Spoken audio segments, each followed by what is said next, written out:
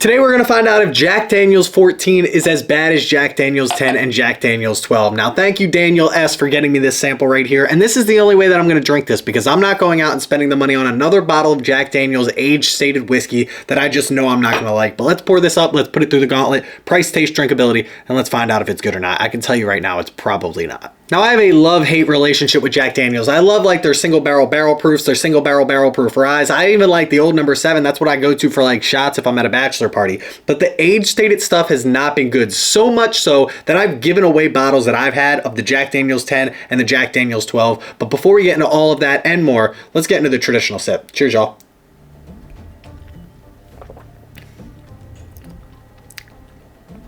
Still not it.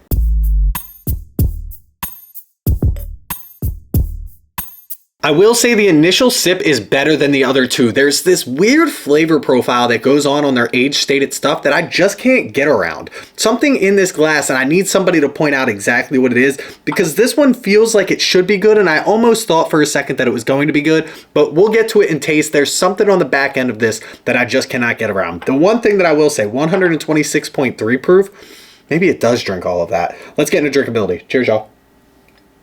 I don't know why I keep moving this back and forth. I need the glass in my right hand to drink it better, but this drinks all of 126.3 proof. This just, to me, if I were to blind this, I would probably say between like 125 and 130, which is exactly where this sits. We give it a 7.0 if it drinks right at its proof. I think if you're not into barrel proof high cask strength whiskey, you shouldn't be drinking this. I don't think you should be drinking any of this stuff from Jack Daniel's other than like the old number 7. They say it's mellow. I don't know what they're talking about. Even their single barrel proof rye and their single barrel proofs, they're high proof. They're up there and they taste all of what they sip. The Coy Hill took me half a bottle before I could even like consume it without coughing. It's just one of those things like, I don't know what they're talking about with this Lincoln County process that makes it quote unquote mellow other than the old number 7. That being said, 126.3, we give it a 7.0 if it drinks right at its proof. We're going to go lower than that for sure. This isn't going to get a good score. I'm going to be honest with you guys. If you were looking for a great review on this, then you shouldn't have came to me. 126.3. More like 130. I won't get too crazy here. I'm going to go like a 6.52 when it comes to drinkability on this. I think it's right around where it is, but at the end of the day, I just don't love the taste on this. I don't love the ethanol on this. I was hoping for something a little bit better, and I do think it's a little bit better than the 10 and the 12, but a 6.53 is where we're going to put it when it comes to drinkability. Let's get into taste right now. Up next, we have taste, and I got to be honest with you, this was one that I looked up because I haven't had any of this before. Normally, I'll have like a glass or two before, so I can actually sit down and go over my tasting notes. With this one, just having the sample, I don't have an opportunity to do that. And they told me like berries, chocolate, raspberries, cherries, oak, definitely oak. I don't really get a chocolatey note. Maybe like a hint of a chocolatey note. I was really hoping those like berries shine through, those cherry notes shine through. But for me, this is just like oaky and a little bit like leather. It's just more of that 14-year age statement than anything else. I do get a little bit of a sweetness, but I don't think I would put it as like a raspberry or a cherry. For me, this is just another one that hits the back of the palate. And again, all three of these have this distinct flavor profile that I just can't get behind. It almost feels like it's a craft type of whiskey, but I mean, it's Jack Daniel's, it's Brown-Forman. It's definitely not a craft whiskey. And at 14 years old, I was hoping like that would get rid of all of that. Like at 10 and 12, I don't even think I should see it there, but like maybe we're getting into those age statements where that's okay. But for a 14-year-old Brown-Forman product, I feel like, and I'm being honest with you here, I feel like they're just giving you bad whiskey at a 14-year age statement because they couldn't get rid of it any other way. And they know if they do it in like a limited release type of way that people are going to buy it. Now, I'm not saying this is bad whiskey by any means. I should rephrase that a little bit. I don't think they're giving you the best of the best. And the reason I don't think that is because they're also doing something with this age-stated 14-year-old stuff where they're starting it on the top of the rickhouse and then they're moving it down so that they don't lose any more of the liquid to evaporation. And in my mind, that's just a process that they don't always do. And it's like, why are you doing that now? Why do you not want to lose? Because you don't want to lose money. And you also don't want to raise the price on this, which I can respect, because the less whiskey you have, the more the price is going to be. But at the end of the day, it feels like you're doing something a little shifty, no pun intended, shifting around barrels to make this last, to make this go a little bit further than maybe it should otherwise. Maybe keep it up there. See what it does up there. Yeah, you lose a little bit, but this is a $200 bottle. You're putting it out as a limited release anyway. People are going to buy it either way, unless it's not good. Like, I'm not going to buy this personally.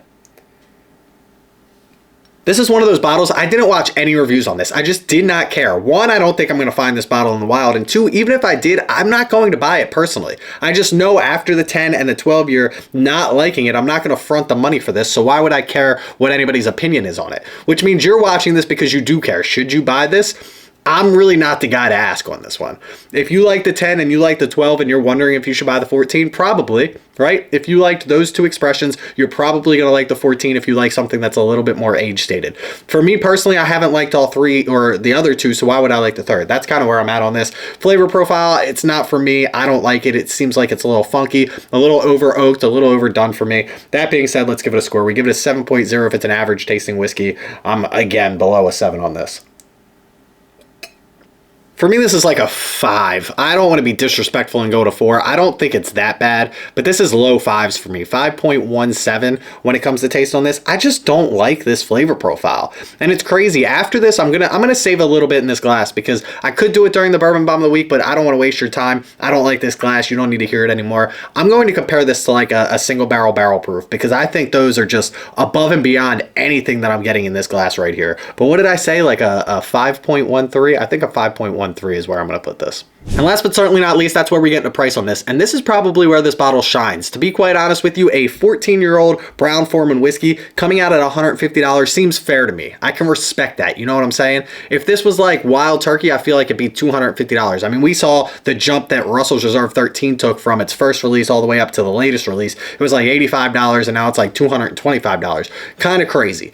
That being said, this is the first release of this one, so maybe they're just trying to get that hype train going, and next year it's going to be more expensive. But it doesn't seem like they did that too much with the 10 and the 12, so let's hope they don't do that with the 14. $150 on this. They tell you $10 per year, $140 right there, tax, shipping, whatever you got to put on there. I feel like this is a very fairly priced bottle, and I can respect Jack Daniel's at least for that. We give it a 7.0 if it's an average tasting whiskey with a good drinkability and a good taste. And I got to be honest with you, these are under on both, but I do think this is fairly priced. So let's put it right down the middle there. I think if you like this bottle, that $150 is going to be a better score than I'm going to give it. If you love this bottle, $150 is a steal, to be quite honest with you. For me, not loving this bottle, not loving the drinkability, which is getting a little bit better, by the way, as I taste it, but I'm not going to change my score. It's 6.53 is kind of already too much, that, if you ask me. But $150, it's a fair price. I'm going to give it like a 7.14 when it comes to price on this because, again, I don't think they're overcharging you for this. I just personally don't like the whiskey that they're giving you for $150. So this is normally the part where we'd send this over to the Bourbon Bomb of the Week. I would teach you about this bottle. I would teach you something about the company that you don't already know, but I'm not going to waste your time. We can't blind this against anything else because we do not have that much whiskey. But I will tell you, this September, we're doing a fundraiser for Childhood Cancer Awareness Month, specifically Team Steve. So if you want to donate a bottle for that, check my link in bio in any of my stuff, TikTok, Instagram, YouTube. Well, YouTube, it'll be in the description down below. You can donate a bottle, donate something else for the whiskey community, or if you want to buy raffles, that will be starting on September 1st. I will be selling raffles to win any of the cool prizes. This is our current bottle list, but I guarantee you it will get bigger than this, and I need your help. So let's raise some money. Last year we raised $8,000 here on Bourbon of the Week, and then there was a company match which made it $16,000. An amazing turnout for that. But I need your help because the more bottles we have, the more people will buy raffles. So check that out. Again, link in bio, link in description down below, wherever you have to find me. But let's get into the final score on this right now.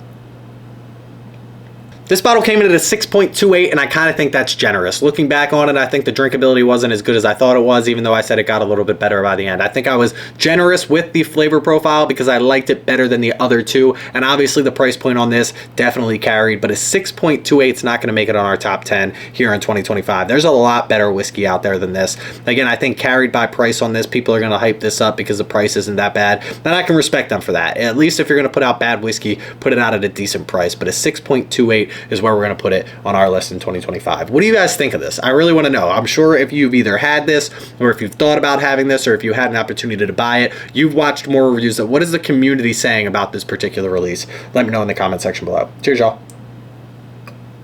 But listen, if you've made it this far in the video, make sure you click that like and subscribe button. I would greatly appreciate it. Check us out on patreon.com/Bourbon of the Week. Go click that follow button over on Instagram and come chat with us 24/7 on Discord. All those links in the description below. Please don't drink and drive. Always drink responsibly. Stay healthy, stay happy, and stay just like, stop buying bottles that you know you're not going to like. I used to do it all the time. I have plenty of bottles on my shelf that I don't like that I bought because I wanted to do a review on them. Just reach out. People have these bottles. Get a sample of it before you buy. Try before you buy. Cheers, y'all.